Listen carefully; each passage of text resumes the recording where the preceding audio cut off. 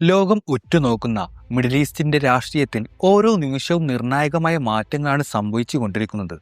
Israel Hezbollah പോരാട്ടം, ഇറാനും അമേരിക്കയും തമ്മിലുള്ള നിർണായക ചർച്ചകൾ, ഇറാനിലെ ആഭ്യന്തര കലാപം തുടങ്ങി ഗൗരവമായ 3 വിഷയങ്ങളാണ് ഇന്ന് നമ്മൾ ചർച്ച ചെയ്യുന്നത്. വീഡിയോ മുഴുവനായി കാണുക, നിങ്ങളുടെ അഭിപ്രായങ്ങൾ താഴെ കമന്റ് ചെയ്യുക. ആദ്യമായി നമുക്ക് ലെബനനിലേക്ക് നോക്കാം. ഹിസ്ബുള്ള ഇപ്പോൾ പൂർണ്ണമായും ഒരു പ്രതിരോധ നിലയിലാണെന്നാണ് റിപ്പോർട്ടുകൾ സൂചിപ്പിക്കുന്നത്. എന്നാൽ ഇതൊരു കീഴടങ്ങലല്ല എന്ന് Hezbollah general secretary Sheikh Naim Qassem ആവർത്തിച്ച് വ്യക്തമാക്കുന്നു. ഇസ്രായേൽ വലിയ തോതിലുള്ള ഭീഷണി മുഴക്കി ഹിസ്ബുള്ളയെ കീഴ്പ്പെടുത്താൻ ശ്രമിക്കുന്നുണ്ടെങ്കിലും ലെബനാനിലെ ജനങ്ങളെ സംരക്ഷിക്കാൻ ഞങ്ങൾ ശക്തരാണെന്ന് അവർ പറയുന്നു. ഹിസ്ബുള്ള ചർച്ചകൾക്ക് എതിരല്ല, പക്ഷേ അമേരിക്കയുടെയും ഇസ്രായേലിന്റെയും അനാവശ്യ സമ്മർദ്ദങ്ങൾക്ക് വഴങ്ങിക്കൊണ്ടുള്ള ഒരു ഒത്തുതീർപ്പിനും അവർ തയ്യാറല്ല. ലെബനാനിലെ സാധാരണക്കാരുടെ സുരക്ഷയും താല്പര്യവുമാണ് ഞങ്ങൾക്ക് വലുതെന്ന് ഷെയ്ഖ് നെയ്ം ഖാസിം വ്യക്തമാക്കുന്നു. രണ്ടാമത്തെ പ്രധാന കാര്യം എന്ന് പറയുന്നത് ഇറാനും അമേരിക്കയും തമ്മിലുള്ള നേരിട്ടുള്ള ചർച്ചകളാണ്.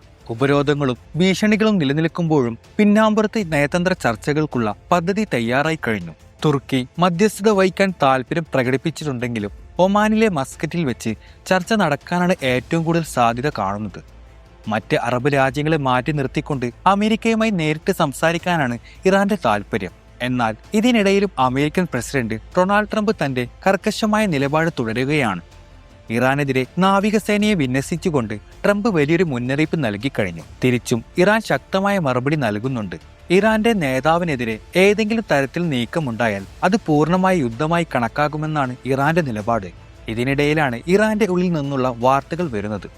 ഇറാനിൽ സാമ്പത്തിക പ്രതിസന്ധിയെ തുടർന്ന് ആരംഭിച്ച പ്രതിഷേധങ്ങൾ വലിയ ആക്രമണങ്ങളിലേക്ക് മാറിയിരിക്കുകയാണ്. കലാപവുമായി ബന്ധപ്പെട്ട് ഇതുവരെ 135 പേരെ ഇറാൻ സുരക്ഷാ സേന അറസ്റ്റ് ചെയ്തു. പൊതുമുതൽ നശിപ്പിച്ചു എന്നതാണ് ഇവർക്കെതിരെയുള്ള കുറ്റം.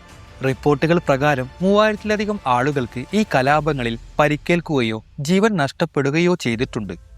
ഏറ്റവും ഞെട്ടിപ്പിക്കുന്ന കാര്യം, ഫോറൻസിക് റിപ്പോർട്ടുകൾ പ്രകാരം കുട്ടികൾക്ക് നേരെ പോലും ഇസ്രായേൽ നിർമ്മിത വെടിയുണ്ടകൾ ഉപയോഗിക്കപ്പെട്ടു എന്നതാണ്.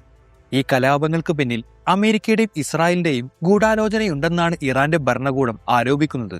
സമാധാനപരമായ പ്രതിഷേധത്തെ അക്രമാസക്തമാക്കാൻ പുറത്തുനിന്നുള്ള ശക്തികൾ ശ്രമിച്ചുവെന്ന് അവർ വിശ്വസിക്കുന്നു. ചുരുക്കത്തിൽ പറഞ്ഞാൽ, മിഡിൽ ഈസ്റ്റിൽ ഒരു വലിയ പൊട്ടിത്തെറിയുടെ വക്കിലാണോ അതോ ചർച്ചകളുടെ സമാധാനത്തിൽ നീങ്ങുമോ എന്ന് കണ്ടുതന്നെ അറിയണം. ഹിസ്ബുള്ളയുടെ പ്രതിരോധവും അമേരിക്ക ഇറാൻ ചർച്ചകളും വരും ദിവസങ്ങളിൽ ലോക രാഷ്ട്രീയത്തെ എങ്ങനെ സ്വാധീനിക്കുമെന്ന് നമുക്ക് നോക്കാം. ഈ വിഷയത്തെക്കുറിച്ചുള്ള നിങ്ങളുടെ അഭിപ്രായങ്ങൾ താഴെ കമന്റ് ചെയ്യുക.